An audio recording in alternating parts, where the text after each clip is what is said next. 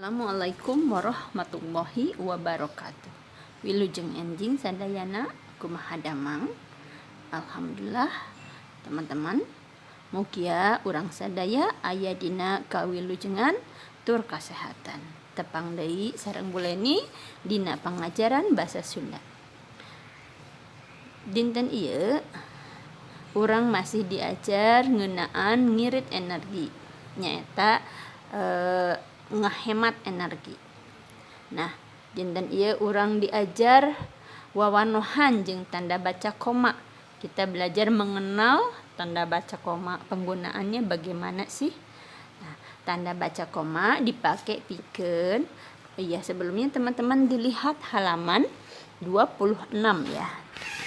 Halaman 26. Tanda koma yang pertama dipakai pikeun misahkeun unsur-unsur wincikan atawa hitungan ditendeuna dina unsur barang, bilangan jeung sajabana. Contohnya dilihat di buku paketnya. Contoh nomor A, bagian A, televisi, komputer, jeung internet. Ayeuna mah lain barang nu aneh.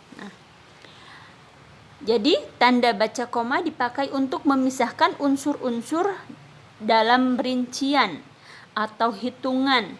Diletakkannya di antara unsur barang, bilangan, dan lain sebagainya yang akan dipisahkan. Ini rincian tentang barang, televisi, komputer, internet. Itu kan rincian barang yang akan kita pisahkan. Maka kita beri tanda koma setelah kata tersebut. Nomor 2, galih ngasupkeun buku, pulpen, jeung jidar kana wadahna. Galih memasukkan buku, pulpen, dan penggaris ke tempatnya. Tadi bagian A jeung bagian B, misahkan wincikan, unsur wincikan atau unsur rincian ya. Rincian secara rinci. Yang bagian C, unsur bilangan, 1, 2, 3, 4, jeung saterusna. Nomor 2, tanda baca koma dipakai pikeun misahkeun bagian kalimah dina kalimah ngantet sadarajat anu make kecap panyambung. Tanda koma ini dipakai untuk memisahkan bagian kalimat dalam kalimat majemuk sederajat yang menggunakan kata sambung. Kata majemuk sederajat yang menggunakan kata sambung. Nah, galih meuli es jeruk, tapi asih mah meuli jus alpukat.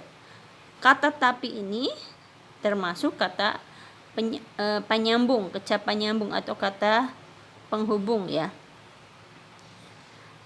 Galih meuli es jeruk itu adalah kalimat yang pertama. Kemudian kalimat yang kedua, asih mah meuli jus alpukat, itu kalimat kedua. Kita gabungkan menjadi kalimat majemuk sederajat. Sama-sama membeli minuman, tetapi berbeda. Makanya menggunakan kata penghubung. Nah, setelah kalimat pertama kita gunakan tanda koma sebelum kata penghubungnya. Asa hayang ulin di buruan, hanjakal keur hujan. Rasanya pengen main di pekarangan, sayang sekali sedang hujan. Bagian C, bapak keur maca buku, ari emak mah keur masak di dapur. Bapak sedang membaca buku, tapi emak atau ibu sedang masak di dapur. Yang nomor 3, tanda koma dipakai pitukangeun kecap panyeluk. Saperti tah, wah, aduh, alah, har, jeung sajabana. Jadi tanda koma dipakai untuk kata penyeru, menyeru. Tah, alus ayeuna mah gambar dina TV teh. Tuh, bagus sekarang gambar di TV. Wah, iraha nepina ari wayah kieu karek indit mah. Wah, kapan nyampainya? Jam segini baru berangkat. Ari sugan teh nyaan rek ka dieu. Ih, kirain beneran mau ke sini. Seperti itu ya, teman-temannya. Jadi tanda komanya digunakan setelah tanda penyeru, setelah kata penyeru. Setelah kata seruan. Nomor 4, tanda koma dipakai samemeh kecap nu dipakai sesebutan. Jadi tanda koma itu dipakai setelah kata sebutan atau panggilan ya, setelah kata panggilan. Pak, Bu, Jang, Kang, Neng, Ni, Aki, Mbak ya gitu kan. Itu kan kata sebutan atau panggilan. Nyalira wae, Pak. Nah, sebelum kata sebutan kita gunakan tanda koma. Sendiri saja, Pak. Reka mana, Jang? Mau kemana, Jang? Enggal atuh, Kang. Cepat dong, Kang. Gitu. Nomor 5, tanda koma dipakai samemeh nuliskeun gelar. Jadi tanda koma dipakai sebelum menuliskan gelar. Contohnya yang bagian A, Galih Suparlih, SPD. Asih Sulasih, SH Sarjana Hukum. Nomor genep, tanda koma dipakai di antara babagian alamat nu ditulis ngaruntui. Jadi tanda koma dipakai di antara bagian alamat yang ditulis secara beruntun. Perpustakaan Aji Prosidi, Jalan Garut nomor 2, Bandung. Ini ditulisnya secara beruntun ya. Maka harus diberi tanda koma untuk memisahkan dengan kata-kata yang lain. Jeda, tanda koma ini fungsinya sebagai jeda. Tanda koma dipakai di hadapan angka persapuluhan jeung di antara rupiah jeung sen dina bilangan. Jadi tanda koma itu dipakai untuk menuliskan per 10 ya, atau bilangan desimal ya, dan juga di antara rupiah juga sen. Bagian A 15,5 meter, artinya ini 15 meter 50 cm ya. Karena 50 cm itu setengah meter, maka kita beri tanda koma setelah tulisan atau setelah angka 15. 500 rupiah 50 sen. Nah, jadi ditulisnya di antara rupiah dan sen. Nah, teman-teman sudah ada 7 ya penggunaan tanda koma. Banyak sekali sebenarnya yang bisa kita gunakan untuk menambahkan tanda koma di dalam kalimat-kalimat yang lain ya. Nanti kita akan belajar lagi di dalam aturan penggunaan tanda baca ya. Mari kita lanjutkan pembelajaran selanjutnya, yaitu rarangken tukang atau akhiran. Teman-teman masih ingat tema 1? Apa yang disebut dengan rundayan, kecap rundayan? Kecap rundayan nyaeta kecap nu geus dibere rarangken. Boh rarangken hareup, rarangken tengah jeung atawa rarangken tukang. Jadi kecap rundayan itu adalah kata berimbuhan. Kata berimbuhan adalah kata dasar yang sudah mendapatkan tambahan suku kata awalan, sisipan, ataupun akhiran. Di tema 1 kita sudah belajar mengenai awalan atau rarangken hareup ya. Nah, sekarang kita belajar mengenai rarangken tukang atau akhiran. Rarangken itu menambahkan suku kata ke dalam kata asal, kecap asal atau kata dasar. Karena rarangken tukang itu di belakang, maka tambahan suku katanya itu kita tambahkan di belakang. Rarangken tukang keun ya. Nomor 1 atau bagian A kita belajar mengenai rarangken tukang keun. Dalam bahasa Indonesianya keun itu adalah kan ya. Rarangken tukang keun gunana pikeun nuduhkeun naon-naon nu kudu dipigawe. Jadi rarangken tukang keun itu gunanya untuk menunjukkan apa-apa yang harus kita kerjakan. Teman-teman bisa dilihat di buku paketnya halaman 28 ya. Apa yang harus kita kerjakan? Lihat contohnya. Asupkeun buku teh kana kantong.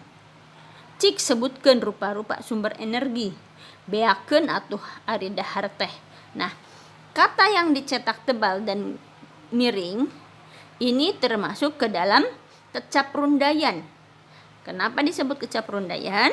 Karena kata dasarnya atau kecap asalnya sudah mendapatkan rarangken tukangkeun ya. Asupkeun berasal dari kata asup ya. Berasal dari kata asup. Masukkan buku ke dalam tas. Coba sebutkan rupa-rupa sumber energi ya. Beakeun, habiskan. Itu untuk memperjelas perintah ya, perintah. Rarangken tukangkeun itu gunanya untuk menunjukkan apa-apa yang harus kita kerjakan untuk memperjelas perintah. Nah, lihat di kolom kecap rundayan pada halaman 29 di kolomnya ya. Kecap asalnya asup diberi rarangken tukangkeun menjadi kecap rundayan asupkeun. Ya. Sebut ditambah rarangkenkeun, kecap asal sebut ditambah rarangken kecapkeun, jadi sebutkeun kecap rundayannya. Jadi kecap yang sudah mendapatkan rarangken disebut kecap rundayan. Anterkeun ke asup kecap rundayan. Ya, leungitkeun ke asup kecap rundayan. Leungit itu hilang. Hilangkan berarti perintahnya untuk menghilangkan. Nah, di dalam penggunaan rarangken tukangkeun, teman-teman harus perhatikan apabila menemukan huruf atau menemukan kata dasar yang berakhiran huruf K, maka menuliskannya harus double, huruf K-nya itu harus diberi double ya. Contohnya balik, jadi harus double, balikeun, sedekkeun, tarikeun ya. Karena jika tidak diberi double huruf K-nya nanti jadi seperti balikeun. Berarti harus dikebalikeun gitu kan. Tarikeun. Kalau hanya satu berarti, kalau huruf K-nya satu berarti tarikeun, berarti harus ditarikkan, kita harus menarik. Kalau tarik itu kan kenceng, keras gitu ya. Kemudian yang kedua adalah rarangken tukangna. Rarangken tukangna ya, lihat lagi buku paketnya halaman 30. Rarangken tukangna akhirannya, bahasa Indonesianya nya ya. Contohnya lihat, pukul 2 beurang galih kakara nepi ka imahna. Alus nama isuk-isuk indit ka pasar. Indit ka pasar teh. Nu baramain teh lempangna ingkud-ingkudan. Nomor 1 artinya jam 2 siang galih baru sampai ke rumahnya. Nah, kecap asal imah diberi rarangkenna ini menunjukkan milik rumahnya siapa? Rumahnya si galih. Alusna kecap awalnya atau kecap asalnya alus diberi rarangkenna. Bagusnya nu baramain teh lempangna ingkud-ingkudan. Baramain itu artinya pengemis ya. Pengemis itu jalannya terpincang-pincang. Lempangna berarti cara ya, cara jalannya. Nah, rarangken tukangna atau akhirannya gunanya untuk pertama ngeceskeun banda atawa naon-naon nu dipiboga. Jadi rarangken tukangna ini fungsinya atau gunanya untuk menjelaskan benda atau apa-apa yang dimiliki. Contohnya mobilna berarti mobil dia, mobilnya, bukunya, rumah imahna itu artinya rumahnya, sukuna kakinya, leungeunna tangannya, lempangna jalannya. Yang kedua, guna rarangken tukangna yaitu nuduhkeun kaayaan atau perkara.